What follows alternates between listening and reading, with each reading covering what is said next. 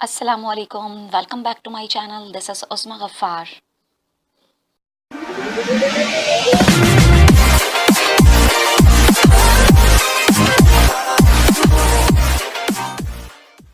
कैसे हैं आप सब लोग? उम्मीद करती हूँ कि आप सब बिल्कुल खैरियत से होंगे। आज का जो मेरा टॉपिक है वो है चीटेड पर्सन। यानी अगर ज़िंदगी में कोई चीटेड पर्सन आ जाए तो फिर उसके बाद आप अपनी ज़िंदगी को किस तरह गुजारें और चीटेड पर्सन के आने की और आपको चीट करने की रीजंस क्या हैं, क्या वजूहात हैं और उसे किस तरह से टैकल करते हैं। सो चलते हैं अपने वीडियो की तरफ। जैसा कि आप जानते हैं कि ये ज़िंदगी है, ज़िंदगी में अप्स एंड डाउन आते रहते हैं। हमारा सामना मुख्तलिफ लोगों से होता रहता है। कभी हम बहुत ही खूबसूरत लोगों से मिलते हैं और कभी हम बहुत ही वर्स्ट लोगों से मिलते हैं। कभी हम बहुत ही ब्यूटीफुल फेसेस से मिलते हैं जिनके दिल बहुत अगली होते हैं।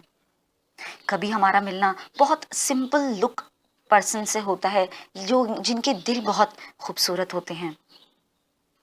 कभी हमारा मिलना बहुत ही ईमानदार लोगों से होता है और कभी बहुत ही बेईमान और धोखेबाज चीटर लोगों से। बाहर की दुनिया के लोग ट्रस्टवर्दी भी हो सकते हैं, बहुत ज्यादा ट्रस्टवर्दी भी हो सकते हैं और बहुत ज्यादा धोखेबाज भी हो सकते हैं। और इवन आपके करीब के लोग, आपके आसपास के लोग, आपके रिलेशनशिप के लोग भी जो कि आपसे बहुत क्लोज हैं, वो भी आपसे अनफेथफुल हो सकते हैं, वो भी आपसे चीटिंग कर सकते हैं और वो भी चीटर हो सकते हैं। रीजंस, कोई शख्स धोखा क्यों खाता है, इसके रीजंस। नंबर 1 रीजन कि हम उस शख्स पर ब्लाइंडली ट्रस्ट कर लेते हैं। फॉर एग्जाम्पल, हम ऐसा सोचते हैं कि वो हमारा कजिन है या वो हमारी दोस्त है या वो हमारे कोई आंटी या अंकल हैं या वो कोई हमारा सगा बहन भाई है, तो डेफिनेटली वो मुझसे लॉयल ही होगा, वो मुझे धोखा नहीं दे सकता। लेकिन ये सिर्फ हमारी सोच होती है, ये हमारा देखने का पॉइंट ऑफ व्यू होता है। Number 2, they keep relationship just to get their advantage.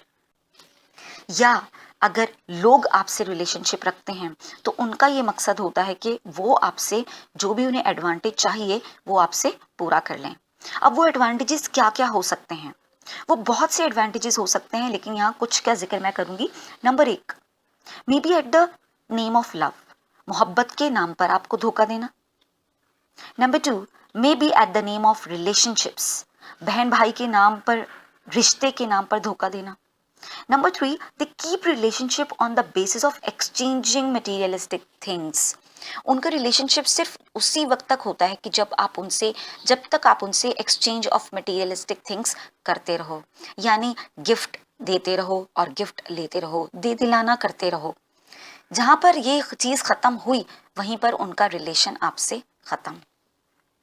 And number 4, they keep relationships on the basis of money. पैसों के नाम पर रिलेशनशिप रखना कि जब तक आपके पास पैसे हैं तो लोग आपके साथ हैं, या जब तक लोगों के पास पैसे हैं तो आप लोगों के साथ हैं। Number 5, they have some greed from you. उनको आपसे कोई लालच हो, या इसी का अपोजिट कर लें, आपको उनसे कोई लालच हो। So what to do, solution क्या होना चाहिए कि हम अगर किसी से धोखा हम खा लें अपनी जिंदगी में तो उसके बाद क्या हमें किसी पर ट्रस्ट नहीं करना चाहिए? चलते हैं सॉल्यूशन की तरफ। नंबर 1, स्टॉप ट्रस्ट ब्लाइंडली, यानी किसी पर भी अंधा एतमाद करने से परहेज करें। आज के दौर में आप अपने जानने वालों पर, अपने रिश्तेदारों पर, अपने दोस्तों पर और बाहर की दुनिया के जो भी लोग आपके साथ इंटरेक्शन में रहते हैं उन पर ब्लाइंडली ट्रस्ट मत कीजिए। Number 2, think and work out deeply what actually other person want from you. सोचिए और बैठ के डीपली इस पर काम कीजिए कि अगर कोई शख्स आपके साथ बहुत अच्छा है, आप पर बहुत फिदा हो रहा है, आपके साथ बहुत ही ज़्यादा पॉजिटिव है, तो उसकी नीयत क्या है? You need to identify his और हर इंटेंशंस, क्योंकि आजकल की दुनिया में there is something in exchange. Exchange में कुछ भी ज़रूर चाहिए होता है। कोई भी चीज़ लिए बगैर, यानी किसी भी चीज़ की एक्सपेक्टेशंस रखे बगैर बदले में कोई आपको फेवर नहीं करता। सो ये आप ज़रूर देखिए कि कोई अगर आपके साथ बहुत ही ज़्यादा पॉजिटिव है, बहुत ही अच्छा है, तो कहीं डीप डाउन उसकी कोई ख्वाहिश तो नहीं, कोई लालच तो नहीं, उसे आपसे क्या चीज़ ऐसी चाहिए। Number 3, keep that matter in front of your trust वर्दी ग्रुप ऑफ पीपल और योर फ्रेंड और पेरेंट्स। इस मैटर को अपने दोस्तों के ग्रुप में ज़रूर रखिए, या फिर इस मैटर को अपने पेरेंट्स से ज़रूर डिस्कस कीजिए, या फिर ऐसे शख्स से डिस्कस कीजिए जो दोनों पार्टीज़ को जानता हो, आपको भी जानता हो और सामने वाली जिस पार्टी के बारे में आप, जिस पार्टी ने आपको धोखा दिया है उसको भी जानता हो। उसका डिसीजन इस बेस पर हो कि what is truth and what is right. Number 4, keep trust in Allah Almighty. Allah Almighty पर आपका पूरा ट्रस्ट होना चाहिए। और अब जब आप धोखा खा चुके हो या फिर अब नई जिंदगी की तरफ जाने वाले हो, तो पुराने मैटर को अल्लाह ताला पर छोड़ दीजिए और उस शख्स को, उस गिरोह को, उस ग्रुप को, उन आंटी या अंकल को मुआफ़ करके आगे चलिए। क्योंकि अगर आप अल्लाह ताला पे इंसाफ का मामला छोड़ देते हैं, तो जैसा अल्लाह ताला इंसाफ करने वाला है, वैसा इंसाफ करने वाला इस दुनिया में कोई भी नहीं है। ये थी आज के 4 steps what to do if you got cheated by any person. अपना बहुत ज़्यादा ख्याल रखिएगा।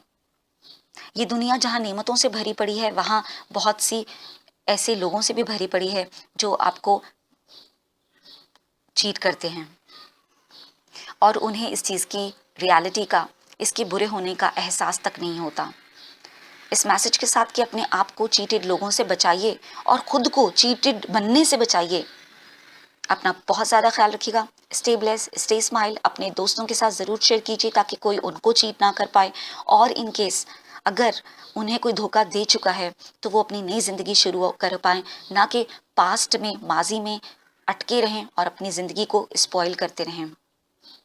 अपना हमेशा ख्याल रखिए और हमारे चैनल के साथ जुड़े रहिए। Stay bless, stay smile. अल्लाह हाफ़िज़।